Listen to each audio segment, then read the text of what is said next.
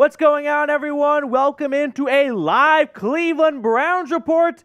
Everyone watching right now, and I'm not doing this just to, flatter yourselves. Pat yourself on the back legitimately because it is February. Things are a bit low tide right now. I know that, you know that, but you're still here. So give yourself credit for being a fan 365 days of the year. Now, we do have some fun storylines to talk about on today's show. I want to say Sports Illustrated's Albert Breer, but I don't know if he still is part of SI because of, RIP. He had some very choice words to why Alex Van Pelt was ultimately fired by the Cleveland Browns, so we'll dive into that. Then we're going to talk about some other news and rumors. We'll grade the entire Browns coaching staff as pretty much all the hires except for offensive line have been made. And then we're going to wrap up the show with a mailbag. So a lot of fun storylines to get to on today's show. Before we get too much further, though, I do want to tell everyone about our sponsor today, which is Game Time. You should not have to worry when you're trying to buy tickets to your next big event. Say, I don't know, the big game this upcoming Sunday. With Game Time, you can get $100 off your tickets for the big game when you use code Vegas100. Now, if you're not going to Vegas this upcoming weekend, no problem. How about if you're trying to catch a Cavs game? I don't know if you guys have heard anything, but the Cleveland Cavaliers are the hottest team in the association right now. If you are a Guardians fan and you want to go see some spring training games, got you covered. Or if you want to go see a concert in Cleveland, got you covered. Wherever you live, get your favorite local sporting events, theater, comedy shows, tickets, anything under the sun, $20 off when you download the Game Time app and use promo code BROWNSCHAT. Now, if you are planning to go to the big game, may as well save $100 when you use code Vegas100. But no matter what, get $20 off when you download Game Time and enter promo code BROWNSCHAT and get $20 off. Download Game Time today. Last minute tickets, lowest price guaranteed. Now, let's get everyone watching involved here as we already had a super chat flow in from Joshua Miller before kickoff. But shout out your city. I'm always a sucker for this question. I always want to know where everyone is watching from. So don't be afraid. Don't be nervous. Get in the chat right now. Let me know where you are watching from. I want to know where everyone is tuned in from before we get too deep into today's show. Let's see. I've got Levi, as always, in Rock Creek, Ohio. What's going on, Levi? Hope you're having a wonderful Tuesday in the 440, baby. Let's see, where else is everyone watching from today? Ty Man the Buckeye, no surprise here, in the Buckeye State. Who's next up on the show? Josh, as usual, in Temperance, Michigan. Sean is in Brighton, Michigan, maybe hanging out with Josh. I'm not really sure how far or close those two cities are. Jeremy is in Ohio as well. Let me know where you are tuning in from in the comment section right now. While you're doing that, I do want to highlight Joshua Miller's $2 super chat, who asked, will Flacco follow AVP to New England? That's a great question, Josh. And I don't know if Flacco has thought of this idea, but he definitely should consider it because I could see Joe Flacco being a nice potential bridge-ish quarterback. Even if New England drafts a QB, having Joe Flacco be a part of that quarterback room would be a lot more beneficial to that young quarterback than, say, Mac Jones or Bailey Zappi. Now, this next question, before we get back to the shout out your cities, this one is for producer Trace. We all know the news. It's very unfortunate. It's very sad. It's one of Trace's favorite artists, Toby Keith. So let me know your favorite Toby Keith song. I've said on the show before, I'm not a huge music connoisseur. Like, I know tunes, but like I don't follow music that closely. So like when Toby Keith passed away, I'm the kind of asshole that goes like, what song is his? Like, I need to know what his music is, and then I can know who we unfortunately lost. I mean, it's hard to write the story of Toby Keith without Red Solo Cup. When you came in this morning, you're like, Red Solo Cup. I had to go, oh my God, that's Toby Keith. Like, I didn't know. Yeah. I felt really dumb. Unfortunate. That was really, really sad. Courtesy of the Red, White, and Blue. I didn't know that was him. The Taliban song. Yeah, that's definitely up there. The horses. Yeah, no. Yeah, it's Willie Nelson and Toby Keith. Yeah. What's it called? I don't know. You're the music guy. If you I'm don't know, literally we're screwed. singing this song in my head. Uh-huh. Let me know what your favorite Toby Keith song is in the comment section. Also should have been a Cowboy. Another great one. Rest in peace to one of the best country artists. Is that fair to say? I think that's fair to say. He was one of the top ones out there. Yep. Okay. Favorite Toby Keith legend. song? Let me know down below in the comment section. Okay, let's switch gears here and let's talk about Kevin Stefanski for a moment. Should Kevin Stefanski call plays? After Ken Dorsey's introductory press conference, I think a lot of people walked away from that still not certain who is calling plays. And if we're not certain over who the play caller is, that probably leans a little bit more in the Dorsey direction. Don't you think that if Stefanski was going to stay the play caller, he would have just started the press conference off by saying, I'm going to call plays still? The fact that he didn't, maybe that's an extra point to the possibility of Ken Dorsey being a play caller. Could be reading into something. I mean, could be making something out of nothing, but that's just some food for thought right there. So what do you guys think? Cool Guy says yes. Joshua says yes. Tie Man says yes. You guys want Kevin Stefanski to remain the play caller? He did an amazing job of pushing all the right buttons when Joe Flacco was quarterback. Wasn't a stellar job, I would say, when Deshaun Watson was QB. I think we could all agree that there is room for improvement. Like, it's definitely not a finished product. But I don't know if any other coach last year would have gotten any more out of Joe Flacco than Kevin Stefanski did. So maybe there's a possibility that Stefanski and Watson are just not, very suited for what their strengths are as play caller and as player. And Ken Dorsey could do a better job of that since he's worked with more of those style of quarterbacks like Cam Newton and Josh Allen. What do we think here? Joshua Miller, courtesy of the Red, White, and Blue. Great song to kick off a workout. I love it. Great song to kick off drinking beer on the 4th of July, which is I know it more because I don't spend enough time in the gym. Kelly, offense has never lived up to his potential under him. Get an offensive coordinator and let him do his job. I get that, Kelly. I do. The funny thing is, if you run through Kevin Stefanski's greatest strengths as a head coach, I think people would say his play calling. I think that would be something that helps get him future jobs and things like that. So the fact that we want to take it away, it feels a little bit counterintuitive, but I do understand the train of thought of let Stefanski be a coach more and take that off of his plate because he could be drowning himself in just too much work overall. Trace? I want to pose this question to you, Petey. Yeah.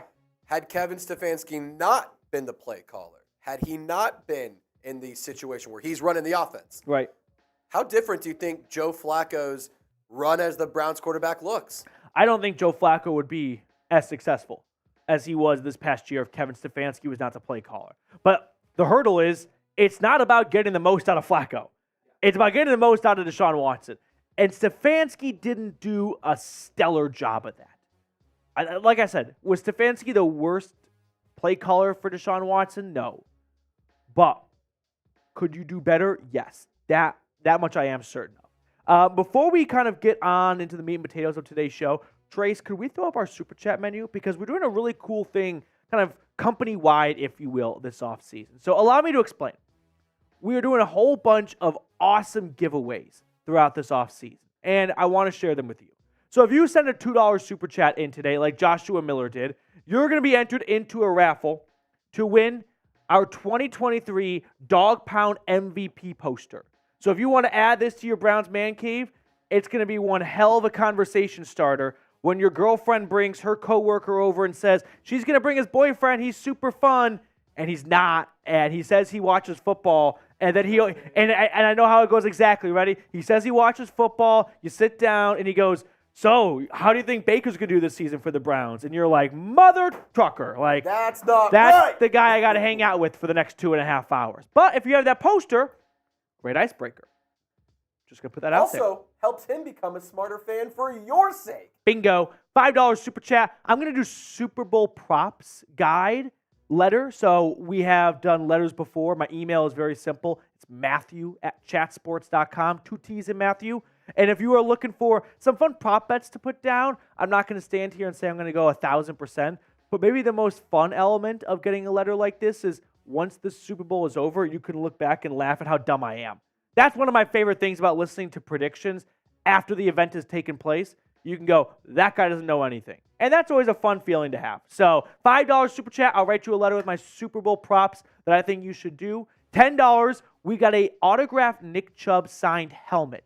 Now, that's not going to be just for today. We're going to run this for the entire month of February. So if you send in a $10 super chat, you get a raffle ticket to win this Nick Chubb signed helmet. We're going to do that at the end of the month. So it's not just for today's show. We're going to kind of build off of it and carry it over from week to week. And then finally, or two more, we have a new offseason poster, and we'll get that one in the mail. It should come soon, but we'll add your name to it when it comes in any day now. So if you want to be part of the offseason crew, we'll add your name to that MVP poster. And then finally, and I think best for last, we've got a Cleveland Browns report football.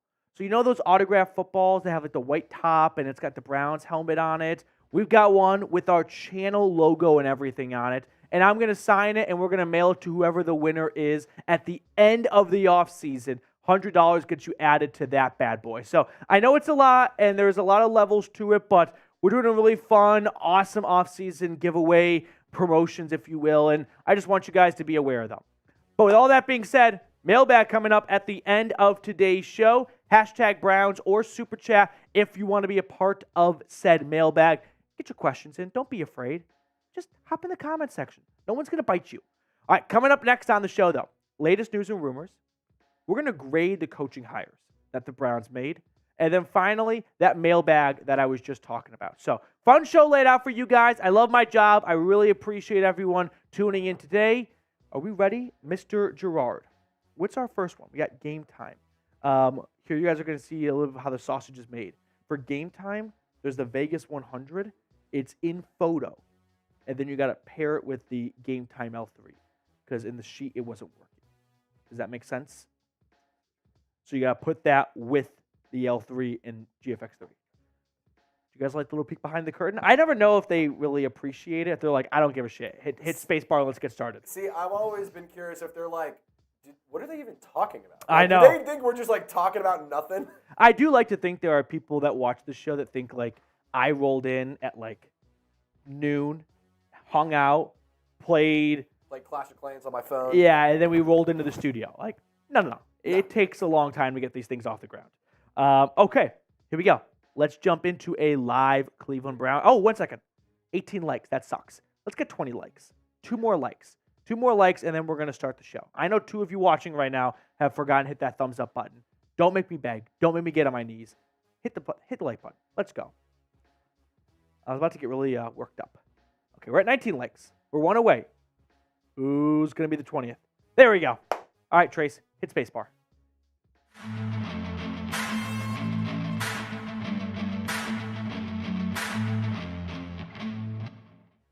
Welcome into the Cleveland Browns Report. Matthew Peterson here, breaking down all the latest on the Browns as we have a fun's maybe an interesting word to describe. We got a juicy story to talk about today, which is Kevin Stefanski being forced to fire Alex Van Pelt. We're going to use, as always, our Bernie co-star heads as a bit of a scale of believability. And for this rumor that was tossed out there by Albert Breer on a Patriots Boston sports talk radio show, I'm going to give it 1 Bernie head. If it came from just 2 local sports talk radio guys in Boston, I would give it fake news, 0 Bernie heads. But I do believe that Albert Breer has a lot of credibility, so I'm willing to play ball on what he said. So let's listen to, or run the clip, I beg your pardon, look at the clip of what Albert Breer had to say. The reason he was let go in Cleveland was because ownership and Paul DePodesta, not Kevin Stefanski, ownership and Paul DePodesta were frustrated with the progress Deshaun Watson had made. Now, when I first heard that from Albert Breer, my initial reaction was, this is not the first time we have heard that people above Kevin Stefanski are pulling the strings. And he's kind of like the Aaron Boone of the Yankees, where Paul DePodesta and the analytics team are running the show, and they are telling Kevin Stefanski, based on the numbers, this is what you do. Not too long ago, we had an NFL survey come out where the Browns were voted the team that leaned and relied on analytics the most. So when I first heard that, I didn't just throw the BS flag because I did think I could live in a world where Kevin Stefanski may not be calling all the shots because there have been some rumors about that before. But what I didn't really get is that the stories weren't really lining up because Alex Van Pelt was fired, but it wasn't as a cut and dry as Albert Breer made it sound. I remember when Jake Trotter tweeted out, to clarify further on the Alex Van Pelt situation, per multiple team sources, the Browns discussed a reassignment of roles with AVP on the coaching staff, but ultimately the two sides opted to part ways. Now, the way Brier framed this when talking on sports talk radio in Boston, he didn't say that there was a discussion about AVP having a different role. Oh, he kind of went after it like AVP was fired, right? Jimmy Haslam kicked down AVP's door and said, get the fuck out. But that's not really what happened. So now we're kind of getting two different stories here. And now I'm starting to believe, well, this is probably more of the Browns telling the truth than Albert Breer, who's from Massachusetts, who's a Patriots fan, who's worked in Boston media. Maybe he wants to just kind of boost this AVP hire a little bit to Pats fans. Let's read more about what Breer said. Other people on that staff, not so much Kevin, but the people below him, were floored when they fired him for two reasons. Number one, how do you fire the offensive coordinator after you just won 11 games with 4 different quarterbacks, with your 4th and 5th tackles without Nick Chubb? I'm going to pause you right there, Albert. I'm going to cut you off and say, are we really crowning the Cleveland Browns' success because of Alex Van Pelt? No, the Browns moved on from AVP because of Deshaun Watson's progress. If I showed you guys Deshaun Watson's stats after 2 seasons in Cleveland, the day he got traded from Houston, would anyone look at these numbers and think the Browns are in a great spot right now with Watson? No. I mean, they're not in a bad spot. They're not in as bad of a spot as the national media and Steelers and Bengals and Ravens fans try to make it out to be. Cleveland is still 8-4. They want to make it out as this complete and utter disaster, which it isn't. But it's also not where the Browns, I would say, expected it to be. Partially because he missed a lot of his first year due to a suspension and missed, unfortunately, most of his second year due to shoulder injuries and more. So Deshaun Watson, I don't think has been as bad as maybe some people out in the NFL landscape like to make it out to be, but he is definitely far from what the Browns expect and need him to be, given what they gave up for him and the contract they signed him to. So that's why AVP was fired, because of the lack of improvement from Watson. Not because, but he won 11 games with James Hudson. No, shut up. Now, Albert Breer also said this. The other reason is the real key, though. He was the glue of that staff. Kevin, if you know him, is a great guy, but he's not the outgoing guy. His personality is very dry. He's got a good sense of humor, but he's not this outwardly egregious guy. Alex was the one that held that staff together. When guys were coming out, when guys were coming in, he is a guy who was a unifying force in that building. So here are a couple of reactions I have to that. One, I'm not going to pretend like I know Alex Van Pelt on a personal level. He may be that really important glue guy in the locker room. He may be the one that's cracking towels and making jokes and keeping things light after a loss. And that's important, right? But the Browns lost how many starters last year? Got to 11 wins with the number 1 defense. But Albert Breer is going to tell me that it was none of that. It was Alex Van Pelt that kept that ship from sinking. I don't really believe that, right? And if AVP is this glue guy, which, hey, from one heavier set guy to another heavier set guy, we all know that you've got to bring something else to the table, and that's usually humor 9 times out of 10. And he can bring that, I'm sure, and maybe that's the case. But at the end of the day, if Ken Dorsey comes in and he doesn't start cracking jokes, but the Browns start rattling off wins and Deshaun Watson's thrown for 300 yards in 3 straight games, I don't think anyone's going to give a shit that Ken Dorsey doesn't have some good one-liners. Vibes are going to be high in that locker room because the Browns are winning. So yeah, maybe it's a bit of a sacrifice of But everyone loved AVP, right? AVP was the guy in the frat house who always had, well, I won't finish that sentence, but always everyone was going to his room in the fraternity house. Sure, that's cool and all, but maybe it was time to, I wouldn't say bring in an adult because this analogy has really gotten off the rails, but bring in a guy that can get the best out of the quarterback. And if that happens, people are going to be okay with AVP not being around anymore. So my final thoughts are ultimately Albert Breer from Massachusetts talking to Patriots fans, trying to boost up this hiring of Alex Van Pelt because people will look at it as, we got the guy. I mean, this is how Patriots fans are going to think because they're the Patriots. We got the guy that the Cleveland Browns fired. No way he's worthy of working for this esteemed franchise. So Albert Breer tries to muddy the waters and going, no, he wasn't quite fired. He was forced out. It's not how you think it went. And ultimately, the national media, and I can see after, well, let's just call it what it is, some really bad years in Cleveland, are always going to assume the Browns made the bad decision. And I think that's what Albert Breer is doing here. Because for a long time, they were right. But I think it's time to bury that narrative. Now, let me know, which offensive coordinator would you rather have, Alex Van Pelt or Ken Dorsey? I'm willing to roll the dice on Ken Dorsey. Yes, the Browns had some success with Joe Flacco, but you weren't going into 2024 running it back with Joe Flacco. You had to get a guy that would get the most out of Deshaun Watson. And after 2 years with AVP, I didn't feel like we were making any more strides that direction. Moving on to our second rumor of the day. Cleveland going to go defensive tackle in round 2. I'm going to give this one 2 Bernie heads. So we had a new ESPN mock draft come out, and that's the direction that the folks over in Bristol had the Browns going. And so we're going to look at that mock draft in just a moment. But first, I do have to tell you guys about our awesome sponsor today, which is Game Time. So if you're unfamiliar with the big game going on in Las Vegas this upcoming weekend and you want to go to it, if you download Game Time and use code Vegas100, you're going to get $100 off your ticket. Now, I'm not going to stand here and pretend like $100 off a ticket for the big game is going to make or break your piggy bank, but it could cover your parking or maybe your concession stand runs or stuff like that. So if you're planning on going anyways, why not save $100? Would you rather have $100 or not have $100?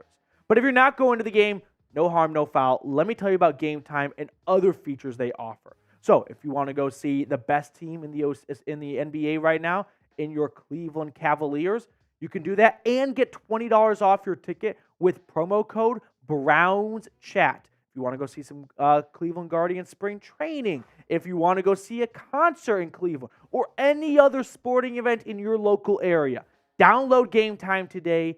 Get $20 off when you use promo code BROWNSCHAT. Now, I put all that information in the comments and description of today's video, so make sure you check them out today. Once again, download Game Time and get $20 off when you use code BROWNSCHAT or $100 off a ticket to the big game when you use Vegas100. Let's get back to the ESPN mock draft, where with the 54th overall pick in the draft, the Cleveland Browns select T'Vondre Sweat, defensive lineman out of Texas. So let's get to know Mr. Sweat a little bit. He's 6'4", 362 pounds. I can probably shut up right now, and you have a pretty good idea as to what kind of player Sweat is. He's a human tree stump. You're going to put him in the middle of your defensive line as a nose tackle, and no one's going to move him. And in a perfect world, that means JOK and the rest of the linebackers are going to get in the backfield and take down running backs for TFLs. That's the big pro.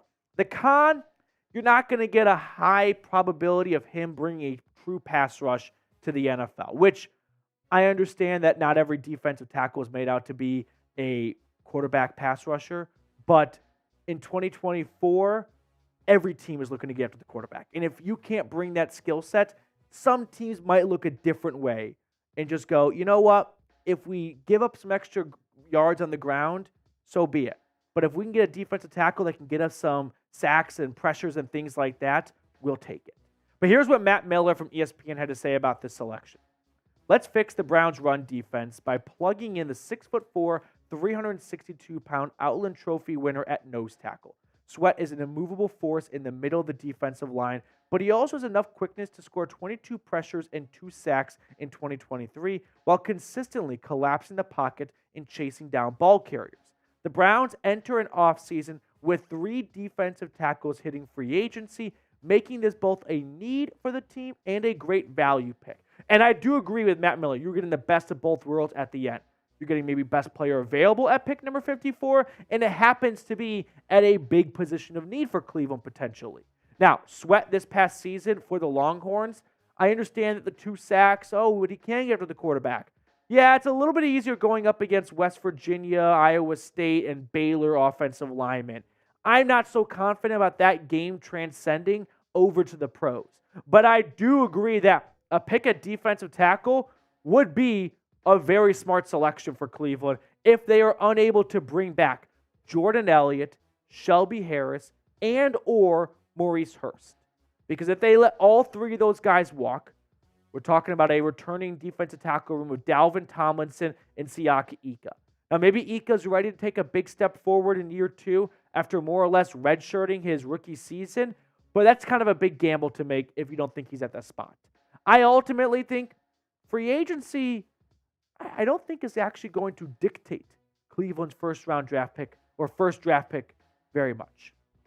It might feel like, hey, if the Browns go in free agency and they sign a bunch of defensive tackles or bring back, let's just say, Jordan Elliott and Maurice Hurst, okay? Defensive line is good. Now they got to go get a wide receiver. Have we not learned from Andrew Berry's draft history? The guy's always looking for best player available. Did he need an offensive tackle last year in round 4? No, they had Jed Wills, they had James Hudson, they had Jack Conklin. But he saw DeJuan Jones and thought, this guy's got no business being here in round 4. Did the Browns need a quarterback in round 5 last year? No, they just signed Josh Dobbs to be their backup. But he thought Dorian Thompson-Robinson has no business being here. So even if the Browns do go out and sign a bunch of receivers or a bunch of DTs, if pick number 54 rolls around and Andrew Berry thinks, hey, I know we just drafted or signed 2 defensive tackles, but there's no reason why Sweat should still be available. Let's go get a horse trade football player. That could be the selection for Cleveland. One more thing before we get on to the final story here. I just want to show some love to those of you that have recently subscribed to the channel. Blandon Green, Brock Leatherman, Vlad Modeling, Mike. Thank you guys so much for joining the channel. I hope you don't regret it. And hey, if you want to get a shout out on a future Browns report, hit the sub button. Moving on to our third and final rumor of the day. Are the Browns going to be playing in Brazil? I'm going to give this one 2 Bernie heads. I feel like it can go either way right now. So let's talk about a story that kind of swept Browns Twitter yesterday, which was the Philadelphia Eagles have been announced as the designated home team for Week 1, Friday night, the day after the opening kickoff on Thursday in Brazil. So, could the Browns play the Eagles in Brazil? Because when you look at Philadelphia's home opponents, while we won't know when they're playing, we do know who they're playing, and the Browns are one of the Eagles' home opponents. So let's take a good look at this for a moment. I don't think it's going to be an interdivision game in Brazil. I don't know why. I just don't think that. We rarely see interdivision games over in London or Germany. So rule out the Cowboys, the Giants, or the Commanders. That leaves us with the Browns, Falcons, Panthers, Jags, Packers, Steelers. Now, the Panthers and Jags are already playing in London and Munich next year. I doubt they do 2 foreign games. So rule them out. So now we're down to the Browns, Falcons, Packers, or Steelers. In some ways, it's a 25% chance, right? And at this point, we kind of hit a bit of a roadblock in terms of which one of these 4 teams would be most likely to go. I have some issues with the belief of the Browns being one of those 4 teams remaining because if you guys remember, what's going on at Cleveland Browns Stadium the Friday before Week 2? Billy Joel and Rod Stewart are doing a concert. My guess is the Browns aren't going to be home in Week 2. There's a concert on that Friday. Doesn't seem like they're going to turn it around to play a game on Sunday. Maybe they could be home on Monday Night Football. But I'm thinking the Browns are on the road Week 2. So if the Browns are on the road Week 2, they're not going to make the team that plays in Brazil Week 1 go on the road the next week. That just seems way too cruel. Even the NFL wouldn't do that. So because the Browns seem like they are pigeonholed to being on the road in week 2, well, they got to be at home in week 1, which means they can't play in Brazil. It would be super cool, I think. I don't really know how to feel if the Browns played on a Friday. Like, that'd be just kind of a strange day to take football in. I had to predict, I'd go with the Packers going to the Eagles or going to Brazil to play the Eagles, right? The other teams where you had the Steelers, the Browns, the Packers, and the Falcons. I don't know why, but I don't think they're going to send Atlanta down there. They don't really have a whole lot of, well, maybe if they trade for Justin Fields or some star QB or draft a star QB or something like that, some more attention gets put on them. But for now, they were one of 2 teams that did not play a single primetime game last year. Are they going to give them the second primetime game this year? I don't think so. If you rule out the Browns, you rule out the Falcons, that leaves with the Packers and the Steelers. I don't know why, but I just think they're going to put the Packers. So that is my prediction for what that Brazil game is going to be. But let me know, do you want the Browns to go down and play in Brazil? It's very taxing. There are actually way more moving pieces than you might realize to a team playing abroad. Like the amount of, like the nutrition element, putting everything on a boat and shipping it across the Atlantic or down the Atlantic in this case, all that is done months in advance. It's a huge ordeal when teams go to London. They don't just get on the plane. So I don't know how I feel about the Browns having to go through all that legwork just for week 1. Okay, this has been a super long video, I feel like. So let's make this nice and quick. Indiana Jones style. Trace, what do you want to go with? I'm going 3 of hearts. 3 of hearts. I'm going to go 9 of diamonds. Nope, we suck. We suck. Jack of clubs. Jack of clubs. Okay, that's going to do it for us on today's show. Thank you for sticking around for a longer episode. We will sign off, and we will catch up with you guys later on. If you have not subscribed, one last reminder to go ahead and do so. Do you want the Browns to play in Brazil? Let me know. Players stay. Sawyer's Aviation says stay. Josh Lynch, what's going on, dude? Tej, hell yeah. Vamos Brazil. That go in Portuguese? I don't know. I know one word in Portuguese. Obrigado. Jersey Dog says no. Cool Guy says play. Tyler Yoder says no. Jacob Kistner says stay.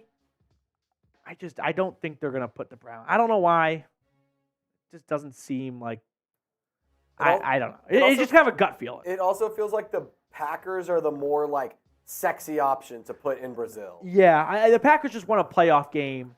That seems like that would be, hey, if we really want this Brazil game be a splash, yeah. The Browns made the playoffs last year. I'm not selling them short, but you know what I mean? Like, yeah. Let's get a Packers fan base that we know is just global. And I'm not trying to diminish the Browns, but I don't think it's going to be the Browns. Sean, $10 super chat. Appreciate you, Sean. Let's go. Keep it rolling, Petey. Sean, appreciate you. Thank you so much, my man. I can't do what I do without you guys at home supporting the channel, so you're a real one. Shout out to you, Sean. Let's go. Let's go, Brownies. Everyone clap it up for Sean. Spam Sean in the chat. Let's go. Okay. Are we ready to jump into segment number 2? Oh, Tim Green with a $20 super chat. Let's go. The Green family, ladies and gentlemen, is in the building. Tim Green, what's going on, Mr. Green? I was salty on AVP and the Callahans leaving, but I feel the Browns are making good coaching hires. Dorsey, Reese, Caesar, your thoughts?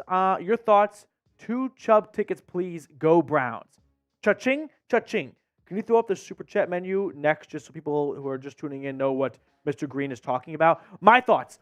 I had, losing coaches is always, not a great feeling, but it's also what happens to the best teams. And I think if teams are looking to you as the model, you're doing something right. Now, you got to be able to find ways to overcome those losses, but I'd rather be the team that constantly has guys hired away from because you are the standard, you are the model, rather than a team that's constantly flipping their coaching roster and hiring from every single direction. So I hope that answers your question, because I also was, upset about Bill Callahan leaving, and that one's just a unlucky roll the dice of course, his son got a head coaching job. Otherwise, he wouldn't go anywhere. But the Browns, fortunately, do have a really good offensive line in place, and they don't have a bunch of rookies that need to be coached up. They're at a really good spot in their careers at the moment. Tim, salute to you. That is 2 Nick Chubb signed helmet raffle tickets. We're going to do that raffle at the end of the month. So this will be a month-long thing we do show to show, week to week. Here's the rest of our Super Chat menu today. $2 Super Chat gets you entered into a raffle to win the MVP poster. We had this all season long. Right now, we got Joshua Miller in that raffle with a $2 Super Chat. $5 gets you a handwritten letter from yours truly of Super Bowl props that I am going to take this year. So if you want to ride with me, you're more than welcome to. If you want to fade me, no problem as well. $50 we added to our new MVP offseason poster. And then $100 gets you a raffle ticket for our Browns Report football. So you know those autographed style footballs with the white top? We have one, but for the channel. And we're going to give that away at the end of the offseason. So that one's going to be over the course of a few months here. So I know it's a bit complex. We're kind of rolling out a new, I guess we'll call it initiative, maybe? Yeah, let's call it initiative here at Chat Sports. So we're just trying to keep the offseason fun and entertaining. Are we ready to jump into our next segment here? So Sean and Tim Green have both picked up Nick Chubb autographed helmet raffle tickets. Remember, that's not at the end of today's show. That's the end of the month. Okay, let's do it. Coming up on today's show, we're going to grade the recent Browns coaching hires made by Kevin Stefanski and the rest of this Browns brass in Brier, Ohio, because we have seen some departures over the last couple of weeks. So I thought it'd be a good time to get the red pen and give out some grades for the hires the Browns have made to replace some of these departures. And let's get started with the most important hire of all, offensive coordinator, which I am giving a B grade. I know some people are going to get worked up over that, but a B grade's a good grade to give here. I don't think this is a home run. Oh my God, cannot believe the Browns got him.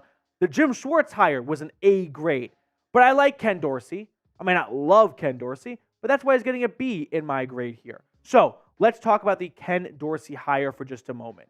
He was the Bills' offensive coordinator for the last 2 seasons. Before that, he was their quarterbacks coach and passing game coordinator. And then we also had a very notable run for him in Carolina, where he was the Carolina Panthers QB coach. And of course, he helped Cam Newton get that MVP trophy. And Cam Newton has been publicly very complimentary of Ken Dorsey and everything he did to help him in his development. Dorsey has familiarity with great passing production, or with getting great passing production out of mobile quarterbacks. And that is something the Browns need to get in this next hire. And that's what they hopefully have in Ken Dorsey, right? That is why they ultimately moved on from Alex Van Pelt, because they didn't feel like they were getting enough out of Deshaun Watson with AVP calling the shots or the way he was game planning and designing things. I think people believe that, oh, you're the offensive coordinator and you don't call the plays. You can't be responsible for anything that goes wrong on offense. No, there's a whole week of install getting ready for that week's matchup. And they did not do a good enough job to get the most out of Deshaun Watson. So who better for the job than a offensive coordinator who has worked with Cam Newton and Josh Allen, who have similar skill sets to Deshaun Watson, right? They're not identical. And I think it's lazy to say, oh, they're all the same. No, Cam Newton was a much more runner than he was a passer than Josh Allen. But both those quarterbacks were not afraid to use their legs. And Deshaun Watson is first and foremost a passer, but he also has a great scramble ability, and you can use him in designed runs and whatnot in the red zone. And Ken Dorsey's got a lot of familiarity with that, and he's got a lot of success with that. But the big question remains, who's calling plays, right? I could see a world where Kevin Stefanski hands it over to Ken Dorsey and decides, you know what, I want to kind of take a step back from that role and oversee more rather than get my hands still dirty with play calling. Mary Kay Cabot, I remember when she tweeted out on Kevin Stefanski deciding whether or not he will retain play calling duties, saying, we'll get there. It's February 5th. He's looking forward to putting the offense together with Ken Dorsey. I personally prefer Stefanski to remain the play caller. I don't think Dorsey's a bad play caller, but I do think Kevin Stefanski's greatest strength, arguably, is his play calling abilities. Now, last year, I remember going into the season where, like, Kevin Stefanski as a coach needs to kind of grow as a leader in the locker room because we didn't really get that sense that that was his number one strength and asset. No, it was about what was going on in here, right? His ability to game plan and play call. Last year, though, we learned the guy's a leader. Like, that team went through hell, and they won 11 games and played in the playoffs.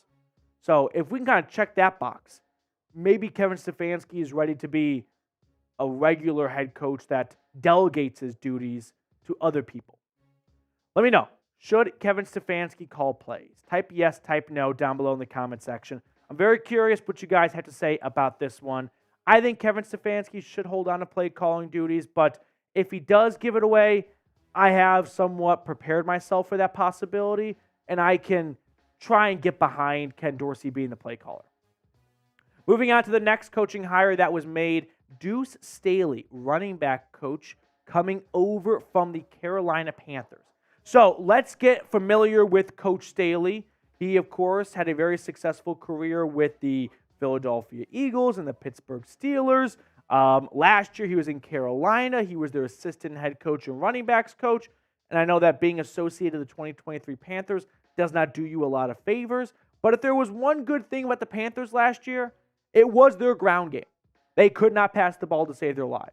But they did do a pretty good job of running the ball without having great running backs in that stable. And I'm going to tell you more about that in just a moment. But first, I do want to share with you guys our awesome sponsor today, which is Mando. How many times have you heard someone say, like, new year, new me? How many times have you heard someone say, new year, no stink? Now, that is what Mando is all about. From the makers of Loom deodorant, Mando is here to make sure 2024 is the year you showcase your best hygiene. If you suffer from stinky feet, pits, or below the belt, then Mando's doctor-developed and clinically proven odor blocker is worth giving a shot. And new customers can get $5 off a starter pack at shopmando.com with promo code CHAT. Y'all do not want to have that smelly aroma or have that be the smelly guy on the bus who doesn't believe in deodorant. So ditch that stink and get with Mando today. Mando starter pack is perfect for new customers. It comes with a solid stick deodorant, cream tube deodorant, 2 free products of your choice like mini body wash and deodorant wipes, and free shipping. Now, luckily, I've got a discount code to help you get hooked up with my favorite smelling whole body deodorant on the market. New customers get $5 off a starter pack with our exclusive code CHAT. That equates to over 40% off your starter pack when you use code CHAT at shopmando.com. That's shopmando.com. I put that link in the comments and description of today's video. So let's talk about the running backs from Deuce Staley's time as a coach. Chuba Hubbard led the Carolina Panthers last year. Did not enter the season as their starting running back, but Miles Sanders was cheeks. They pulled the plug on him, and they got 902 yards out of Chuba Hubbard. Talk about probably outkicking your coverage. Jamal Williams, 2 seasons ago with the Lions, guy had 17 touchdowns. I got to envision whoever was on that sideline coaching him up knew a thing or two. And then Miles Sanders, well, I just called him cheeks, but if he is cheeks, I mean, he got 867 yards, but more importantly and more impressively, 5.3 yards a pop back in 2020 when Deuce Staley was his running backs coach. So I like the Deuce Staley hire. I think he can come in here, either help get Nick Chubb back on track from his rehab, or if the Browns bring in some new backs, Deuce Staley's a good coach to bring him up.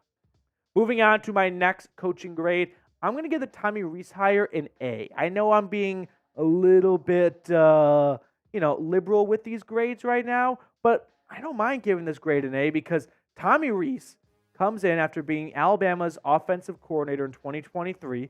Before that, most notably, he was with Notre Dame, where he, of course, played and then became their QB coach and their offensive coordinator, and he was eventually poached by Nick Saban. But you might not think, why tight end, right? What about Tommy Rees screams tight end?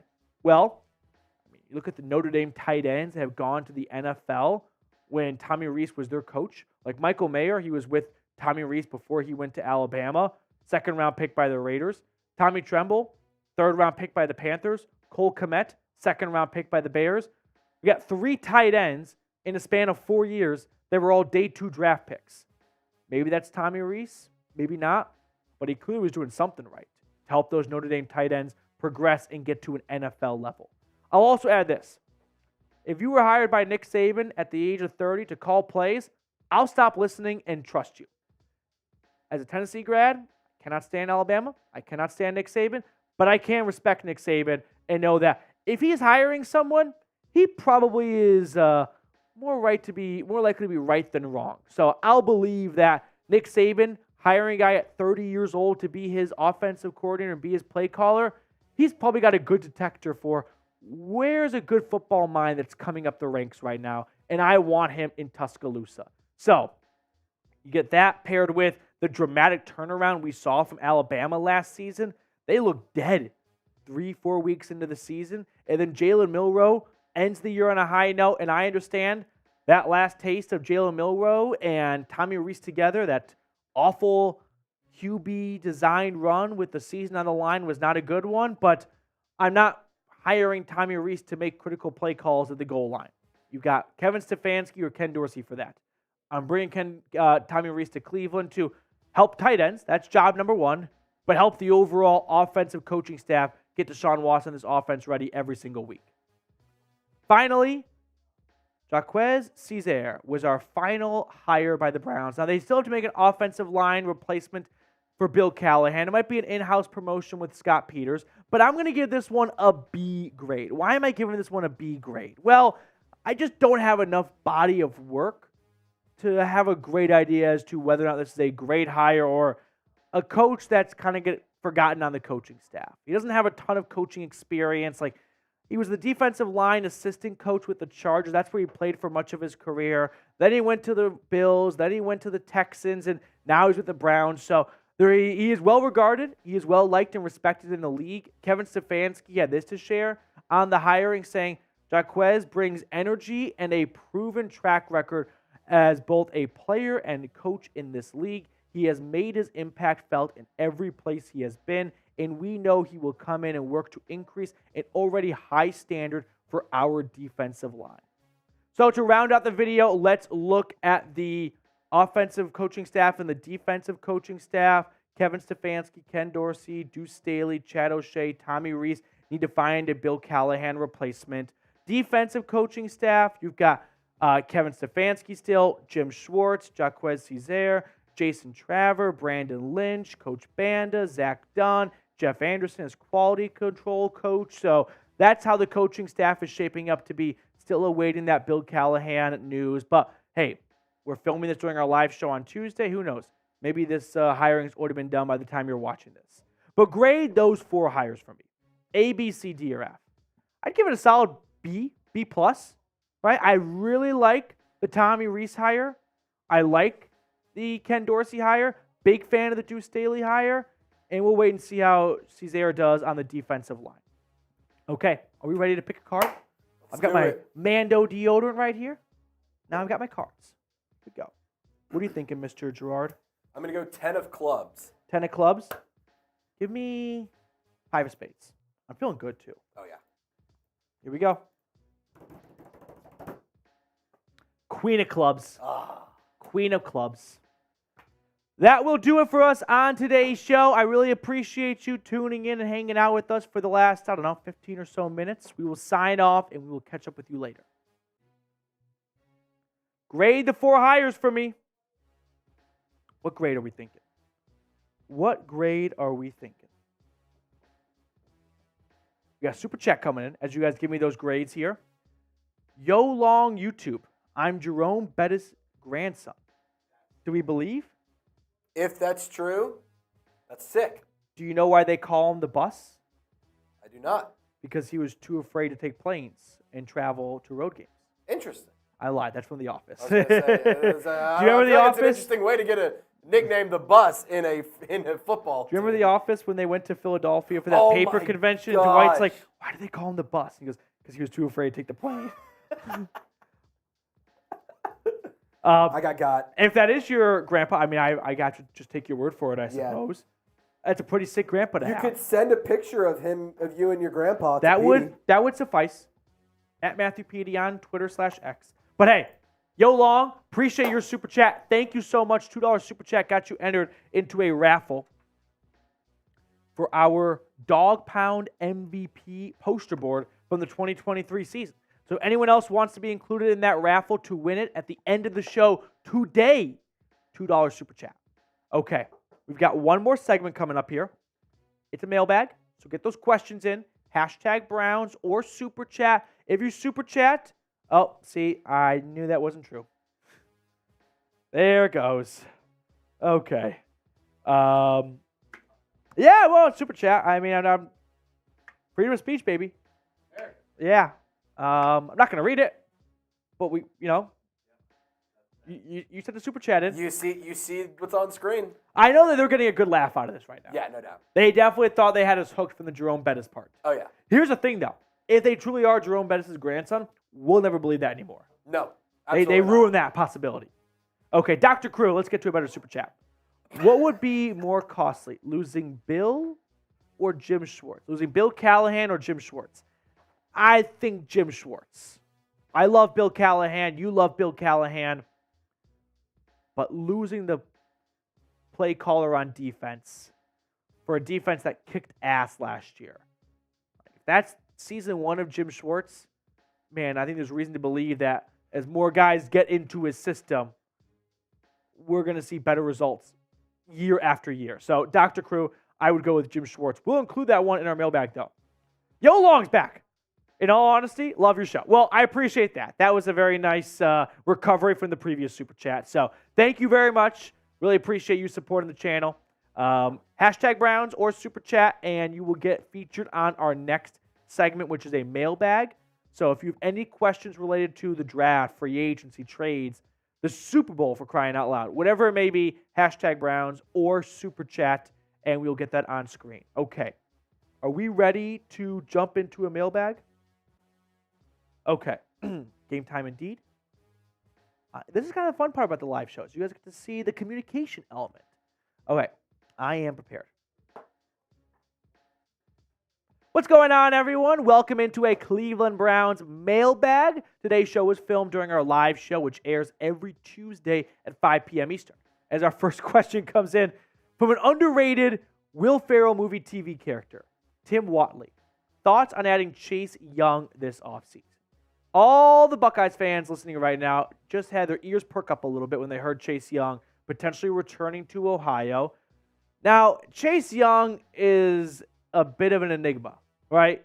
On one hand, he's got 7.5 sacks this year. He's made some really good plays for the 49ers at times. But then we all saw the clip of Jahmyr Gibbs running into the end zone and a lack of effort from Chase Young. And the 49ers, they don't really seem poised to guarantee to want to run it back with Chase Young. The trade's already worked out for them, right? They gave up a day 2 pick, and they are in the Super Bowl. That was the point of making that trade. So I don't think it's a lock that they bring him back. But I have mixed feelings on Chase Young.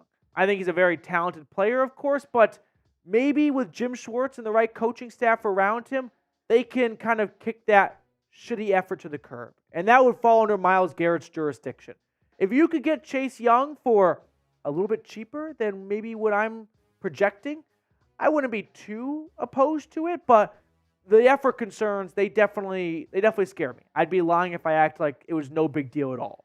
So if you guys are interested in signing Chase Young, let me know. Yes or no. Personally, I'm not in love with the idea, but every man's got a price, and if his price is pretty low, yeah, I can get around it for sure. But once I have an idea of what he signs for, I can come back to this question and go, I would or I would not have offered that contract.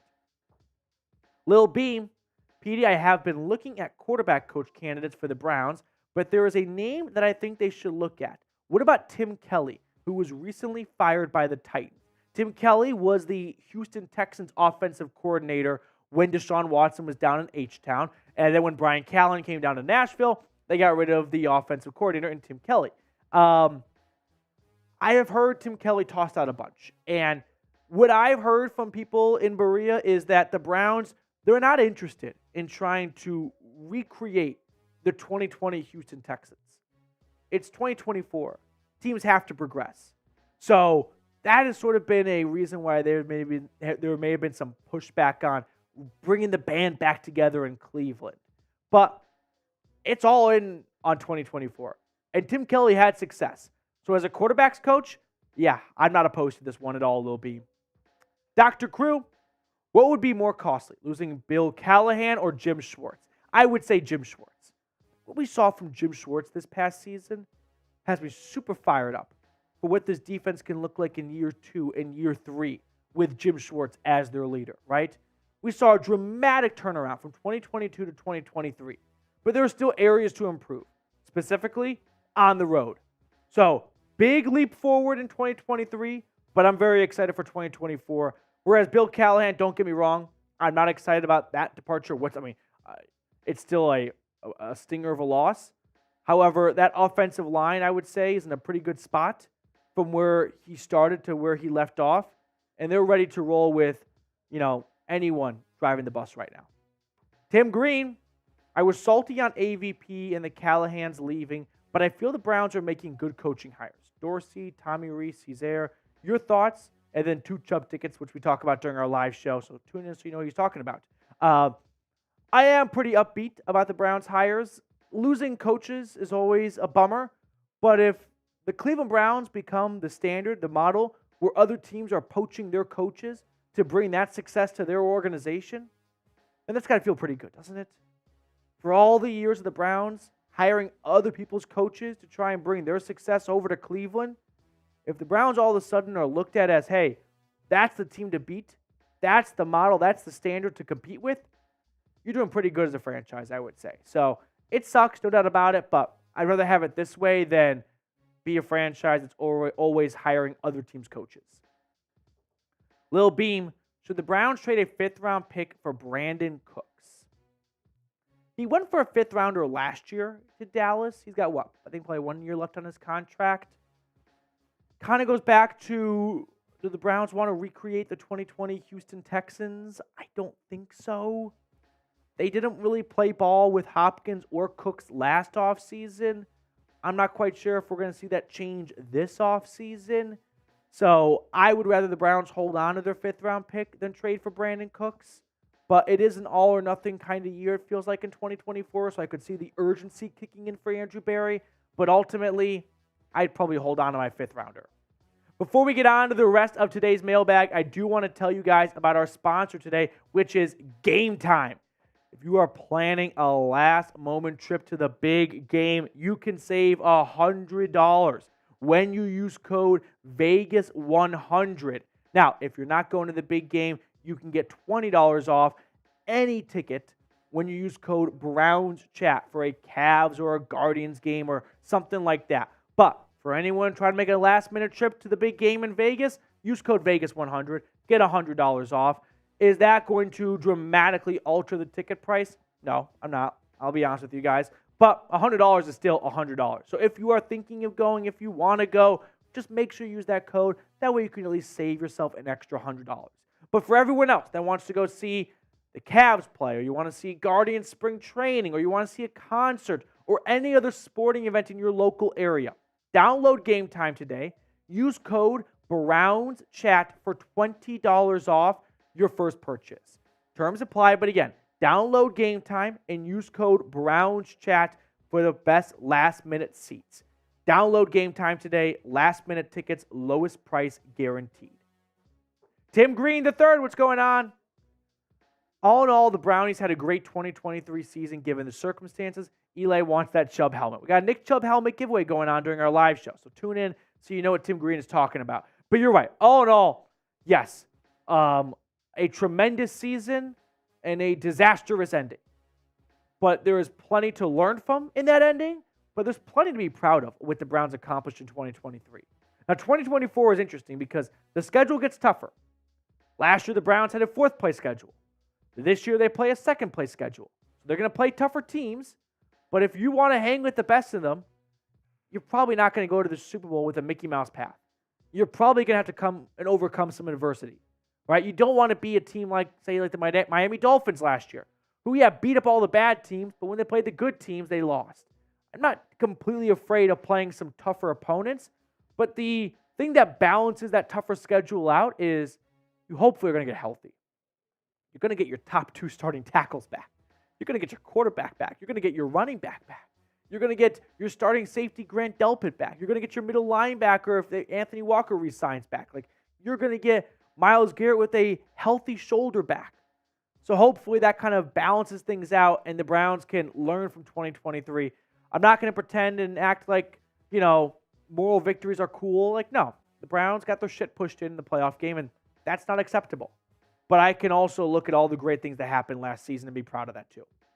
Jackson Green, why are the Browns not just flat out saying Ken is going to call plays next year and lingering around the thought of Kevin still calling plays?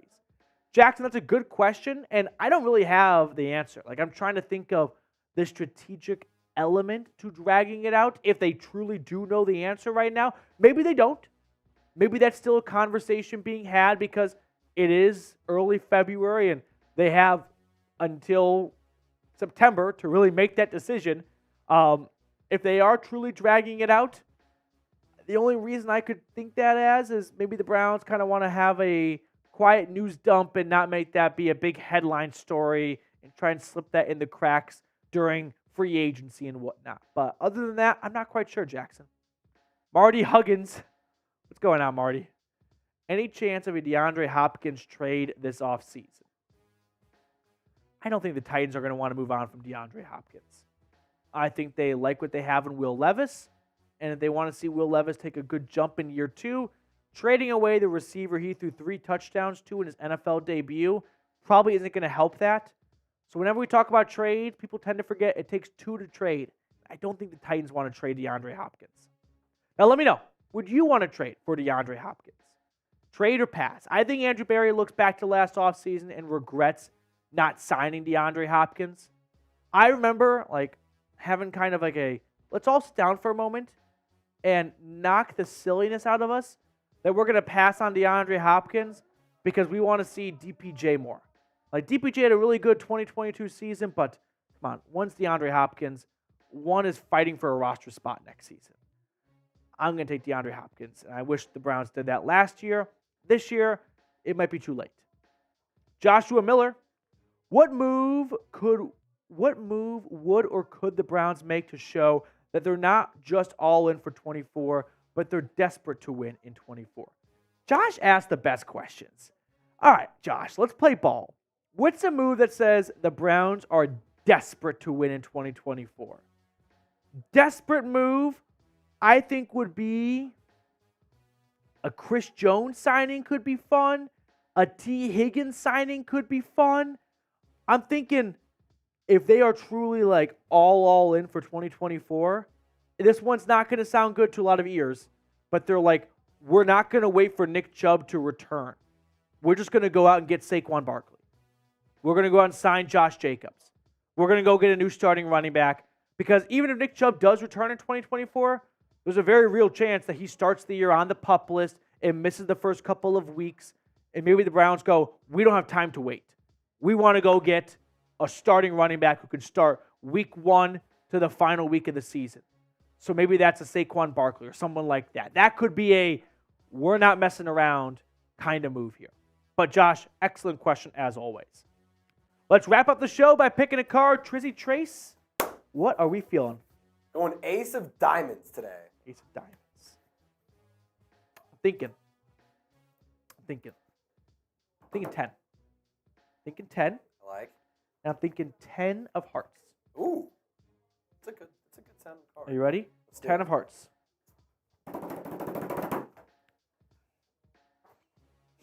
10 of clubs. Oh. 10 of clubs. I have hit the back iron twice this offseason. Okay.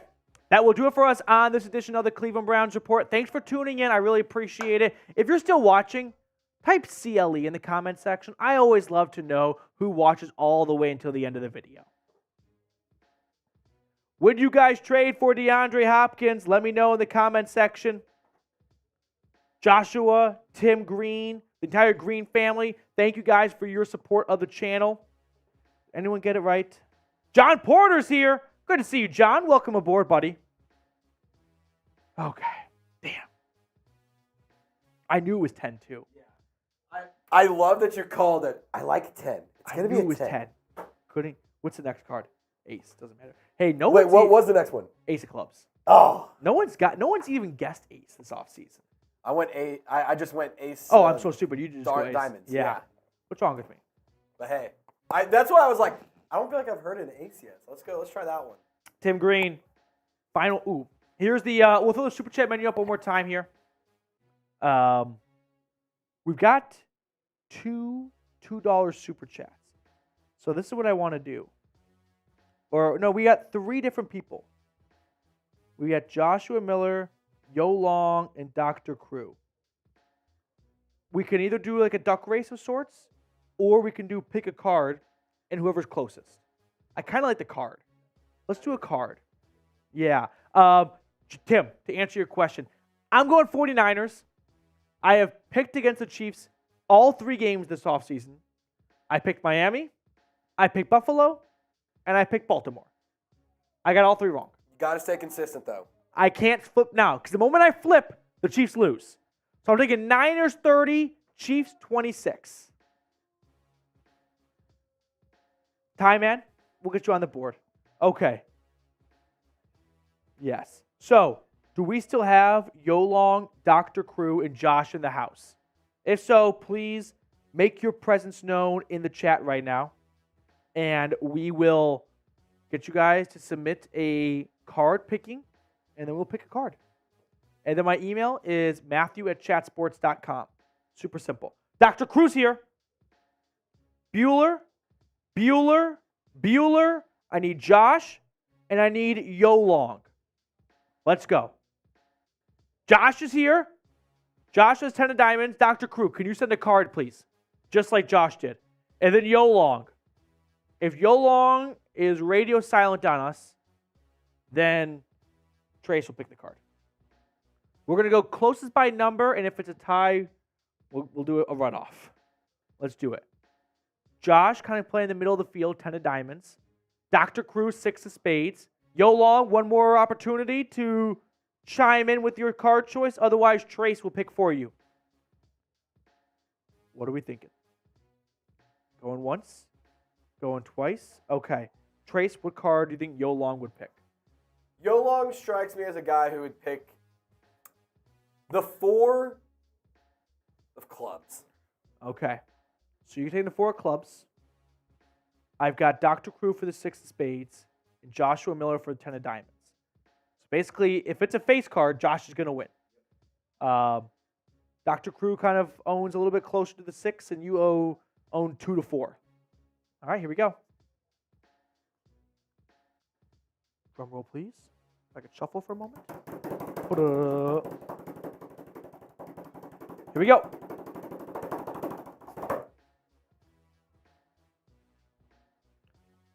Ace diamonds. What? Joshua Miller at 10 of diamonds is the closest. There you go. Didn't you just pick ace of diamonds? I did. Oh, my God. That's unbelievable. That's going to haunt you. Josh, please email me, Matthew@chatsports.com, so I can get you that Browns poster. I really appreciate all the support you have shown the channel. For what, Josh? I think, kind of coming up on 2 years now. I feel like the bad boyfriend in the relationship because I'm not that confident in our anniversary. But let me know.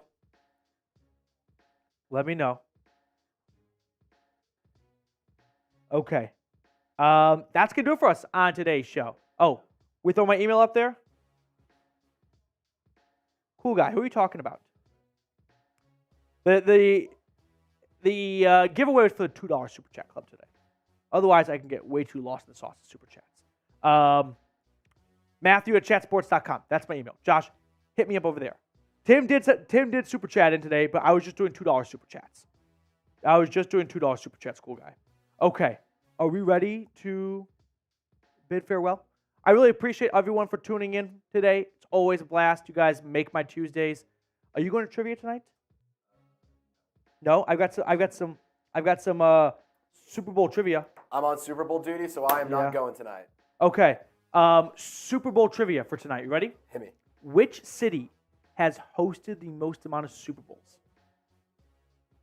New Orleans. New Orleans is very close, but it's not number one. I know they've actually. done a few. I think they're actually second. Really? They're either second. I think they're third, maybe. Miami? Miami has hosted 11 Super Bowls. 11? Yeah, 11 Holy Suppies. cow. Okay, that was one question. This one I like a lot. This one's going to be tough. We're going to end with this question here. After Tom Brady, which quarterback who has 3 Super Bowl appearances has the most passing yards all time? Like not in yards? one game, but throughout their Super Bowl career. Like just in Super Bowls? Yeah, just in Super Bowls, their passing yards combined with 3 appearances. They are second behind Tom Brady. Peyton Manning. Peyton Manning has been to 3 Super Bowls, but he's not third. He's not second. What? Remember, they really sucked against the Seahawks that one year. They did. And he didn't light up the Bears either. I'm trying to think of other Super Bowl teams. It feels like it's an NFC guy if it's not Tom Brady. I'll tell you this much. This answer surprised me. 3 Super Bowls. 3 Super Bowl appearances. Eli only went to 2, right? Eli only went to 2. I have no idea. Are you guys ready? I have no clue. This one might surprise you. 3 Super Bowl appearances. He's second in passing yards behind Tom Brady. Kurt Warner. Really? Kind of think about it. Greatest show on turf. Yeah. He played very well against the Steelers. Yeah. They just blew it at the very end. And then they lost to the Patriots after winning the first one. And he played well in that game too. I was going to throw out maybe Mahomes, but that one against the Bucks. Against the Bucks. He played bad. He did play very bad. Yeah. Okay. Kurt Warner. That's Warner. crazy. Yep. There you go. More Looks like Tim Green got it. Way to go, Tim. All right. We'll see you all later. Go Brownies.